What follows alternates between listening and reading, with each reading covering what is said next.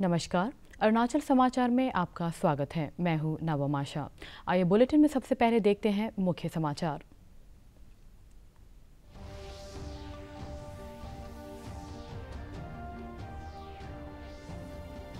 राज्य में लोकसभा और विधानसभा चुनाव के लिए प्रचार चरम पर पहुंचा। सभी दल जगह जगह रैली कर मतदाताओं को लुभाने लगे।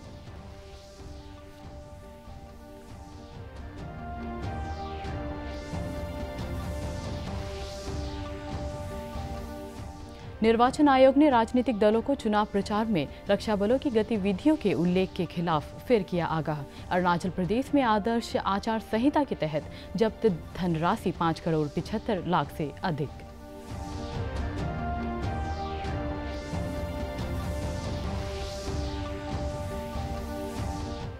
देश के विभिन्न भागों में नववर्ष के पारंपरिक उत्सव की धूम। माता दुर्गा के 9 रूपों की उपासना का चैत्र नवरात्र शुरू।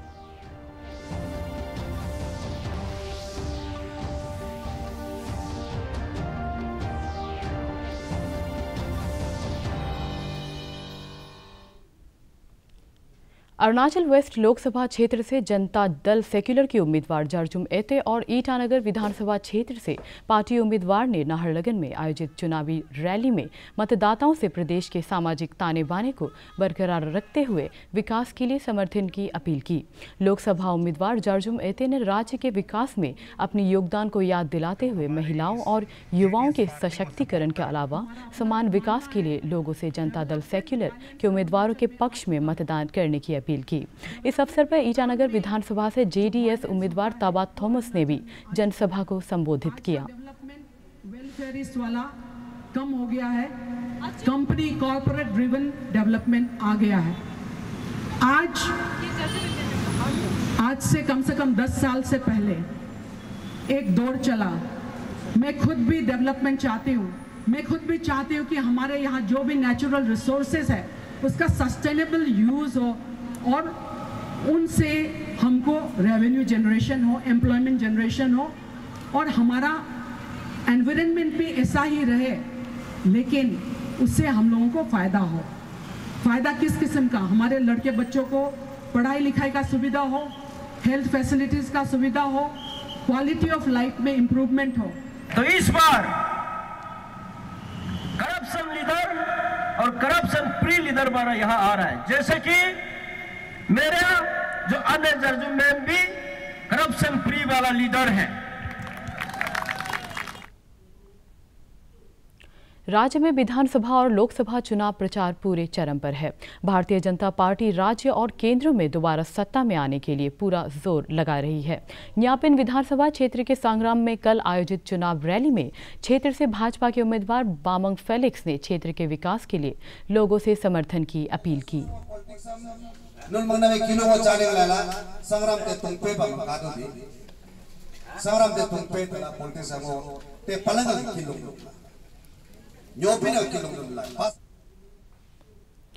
ईस्ट सियांग जिला मुख्यालय पासीघाट में आज कांग्रेस की चुनाव रैली में प्रदेश कांग्रेस अध्यक्ष ताकाम संजय, बॉलीवुड एक्टर असरानी और पार्टी के वरिष्ठ नेताओं ने संबोधित किया। इस अवसर पर श्री संजय ने जनता से कांग्रेस द्वारा विधानसभा के लिए घोषित मैनिफेस्टो को ईमानदारी से लागू करने का वादा किया।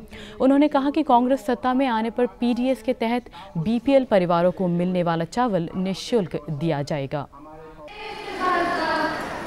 हमने तय किया है कि इस साल 2019 को आप हम लोग को कांग्रेस को बहुमत के साथ और सरकार में वापस लेके आता तो आपको हम 1 केजी बीपीएल चावल को 1 रुपया भी नहीं लेगा।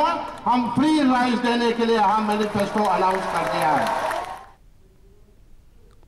राजधानी क्षेत्र के नाहरलगन में कल चुनाव रैली को संबोधित करते हुए ईटानगर विधानसभा क्षेत्र से कांग्रेस उम्मीदवार युमलम आचुंग ने कहा कि ईटानगर में रुके हुए विकास कार्यों को पूरा करना उनकी प्राथमिकता होगी।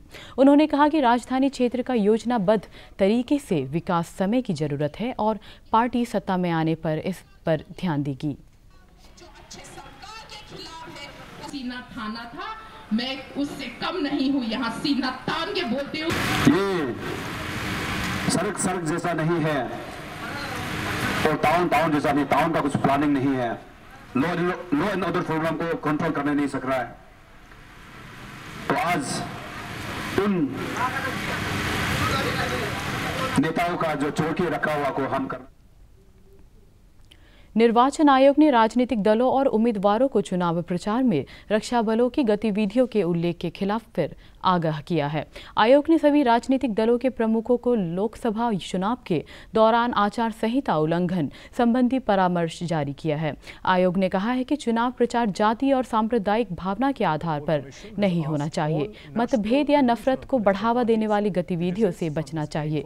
परामर्श में निर्वाचन आयोग ने कहा कि भाषणों या पोस्टरों में मंदिर, मस्जिद, गिरजाघर, गुरुद्वारा और किसी भी उपासना स्थल का इस्तेमाल चुनाव प्रचार के लिए नहीं होना चाहिए। उधर राज्य के एडिशनल मुख्य निर्वाचन अधिकारी कांकी दारांग ने बताया कि अब तक राज्य भर से बिना हिसाब किताब के 5 करोड़ 75 लाख रुपए से ज्यादा की धनराशि जब्त की जा चुकी है। इनमें से कई मामले आयकर विभाग को जांच के लिए सौंप दिए गए हैं। अरुणाचल प्रदेश के मुख्य निर्वाचन अधिकारी कालिंग तायंग ने मतदाताओं से 11 अप्रैल को लोकसभा और विधानसभा के लिए मतदान से पहले अपना नाम मतदाता सूची से जांच करने की अपील की है। उन्होंने बताया कि जिन मतदाताओं के पास वोटर आईडी कार्ड नहीं है वे भी ड्राइविंग लाइसेंस, पैन कार्ड, आधार कार्ड या सरकारी विभाग द्वारा जारी फोटो युक्त पहचान पत्र से मतदान कर सकते हैं। जिनके पास जो इलेक्टोरल फोटो आई कार्ड नहीं है वो अन्य डॉक्यूमेंट है, जैसे आपकी ड्राइविंग लाइसेंस है, पैन कार्ड है या कोई भी गवर्नमेंट डिपार्टमेंट्स के जरिए फ़ोटो जहाँ पे चिपकाया गया है उस प्रकार का आई कार्ड जहाँ है वो सब आप इस्तेमाल कर सकते हैं। आपके पहचान पत्र के बारे में और जानकारी के लिए या इलेक्टोरल रोल्स वगैरह के बारे में जानकारी के लिए टोल फ्री नंबर है 1950, उसमें आप फ़ोन कर सकते हैं। अन्यथा CO अरुणाचल की वेबसाइट है, उसको गूगल में सर्च करते हुए आप जा सकते हैं। उसमें आपके इलेक्टोरल रोल और पोलिंग स्टेशन के बारे में पूरी जानकारी है। आपके पहचान के लिए 11 अप्रैल को वोटिंग का समय होगा सवेरे 7 बजे से शाम 5 बजे तक। आप सभी से आग्रह है, अनुरोध है कि जिस उम्मीदवार को आप चाहेंगे, जो आपके आशाओं को संपूर्ण कर सकते हैं, उसी को आप 11 अप्रैल को आके मतदान केंद्र में अपने मतदान केंद्र में आके उसी को वोट दीजिएगा। यूरोपियन यूनियन के एक प्रतिनिधि मंडल ने राजीव गांधी विश्वविद्यालय और नेरिस्ट का दौरा कर रिसर्च और इनोवेशन के क्षेत्र में आपसी सहयोग की संभावनाओं पर बातचीत की। राजीव गांधी विश्वविद्यालय के कुलपति प्रोफेसर साकेत कुशवाहा ने यूरोपियन यूनियन के प्रतिनिधि मंडल को विश्वविद्यालय की गतिविधियों के बारे में जानकारी दी। प्रतिनिधि मंडल के सदस्यों ने उच्च शिक्षा के क्षेत्र में राजीव गांधी विश्वविद्यालय और नेरिस्ट को सहयोग करने का आश्वासन दिया। सूचना एवं प्रसारण मंत्रालय के सचिव अमित खरे ने कहा कि मीडिया और मनोरंजन उद्योग तेजी से बढ़ रहा है। इस क्षेत्र में सबसे अधिक रोजगार सृजन होने की संभावना है।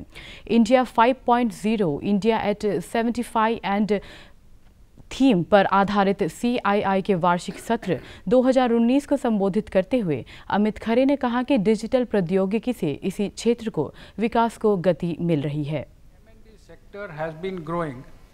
At the cumulative growth rate of around 11.6%. But within this sector, some of the emerging areas like OTT, the digital media, their growth is far higher. Added to it is the fact that it offers about 1.6 million jobs. भारतीय दर्शकों को अब हिंदी और अंग्रेजी में dub रूसी cinema देखने को मिलेगा। वहीं रूस में दर्शकों को भारतीय फिल्मों को डब करके रूस की भाषा में दिखाया जाएगा। भारत और रूस के बीच सांस्कृतिक संबंधों को बढ़ावा देने के लिए कल प्रसार भारती के साथ रूस के प्रतिनिधि मंडल की बैठक हुई। भारत में रूस की फिल्मों के चाहने वालों के लिए खुशखबरी है। रूस के डिजिटल विकास, संचार और मास मीडिया के उपमंत्री एलेक्सी वॉलिन के नेतृत्व में रूस के एक प्रतिनिधिमंडल ने प्रसार भारती के साथ बैठक की। बाद में प्रसार भारती के अध्यक्ष ने कहा कि जल्द ही दूरदर्शन के नेटवर्क पर दर्शकों को हिंदी और अंग्रेजी में डब रूसी सिनेमा दिखाया जाएगा। इस मामले में पहले ही एक MOU पर हस्ताक्षर किए जा चुके हैं। There is an MOU already signed and we need to work on that MOU in terms of exchange of programs, both television and radio. And some things are already in the pipeline.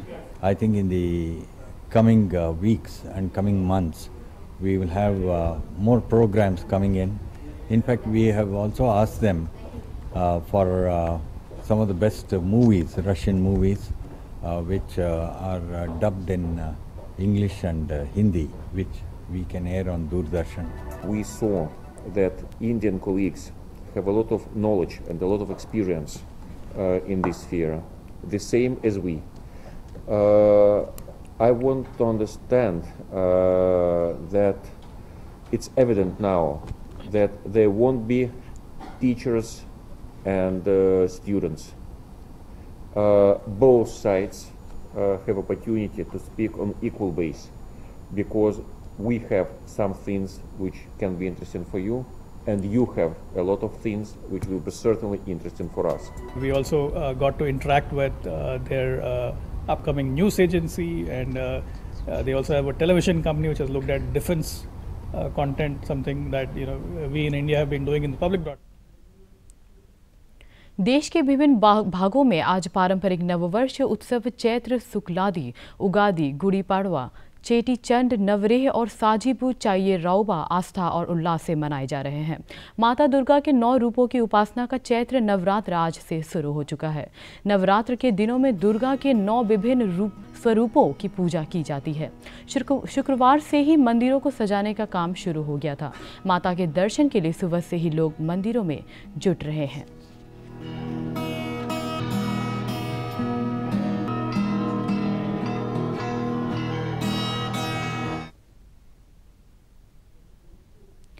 युवा उम्मीदवारों से स्थानीय जरूरतों के अनुसार विकास, जनता से किए गए वादे पर ईमानदारी से अमल और शिक्षण संस्थान से शिक्षकों और बुनियादी सुविधाओं का विकास चाहते हैं। आइए देखते हैं राज्य के विभिन्न क्षेत्र के युवाओं के उम्मीदवारों से क्या-क्या उम्मीदें हैं। देते हैं तो कैसे इलेक्शन वोट देगा, पर ये नहीं है, पैसा से हम लोग कुछ भी नहीं मिल सकते। नहीं, हम लोग ये चॉइस करना चाहिए कि कैसे टाइप से कैंडिडेट मिलना चाहिए। वो कैंडिडेट हम लोग के लिए जो विलेज डेवलपमेंट के लिए, फ्यूचर के लिए, जो हम लोग को पब्लिक के लिए करना चाहिए, उसको चॉइस करना। स्टूडेंट है और देश का फ्यूचर है, तो सबसे पहले हम फ्यूचर को ये करना पड़ेगा। तो इसीलिए मेरा ख्याल से फर्स्ट में जो भी कैंडिडेट है एजुकेशन में थोड़ा स्ट्रेस देना है। ज़्यादा अरुणाचल में ज़्यादा करप्शंस होते हैं ना, अगर लाइक फंड्स वगैरह आने से भी लीडर लोग जो उसको अपने पास रख लेता है, मैक्सिमम को इसीलिए डेवलप भी नहीं हो पाता है। जैसे कि रोड हो गया, फिर नेटवर्क फैसिलिटीज़ बहुत सारा बस्ती में, तो वो लोग जो अगर ये लोग को ध्यान में रख के अगर फंड्स वगैरह जो भी आएगा उसको अगर वो लोग अच्छा जगह इन्वेस्ट करें और वो करें तो कुछ आगे बढ़ सकता है अरुणाचल। हमारे यहाँ डेवलपमेंट की बहुत ही कमियाँ हैं, जैसे कि बस्ती बस्ती आप जाके देख लीजिए, यहाँ पर इलेक्ट्रिसिटी, रोड कनेक्शन और स्कूल भी है बट टीचर्स नहीं होता है। और अब फॉर एग्जाम्पल हमारे कॉलेज को भी देख लीजिए, इतने बड़े कॉलेज है बट फैसिलिटी बहुत कमियाँ हैं। अरुणाचल समाचार के आज के अंक में इतना ही। हम कल फिर हाजिर होंगे अरुणाचल और देश दुनिया की खबरों के साथ। आप देखते रहिए अरुण प्रभा। नमस्कार।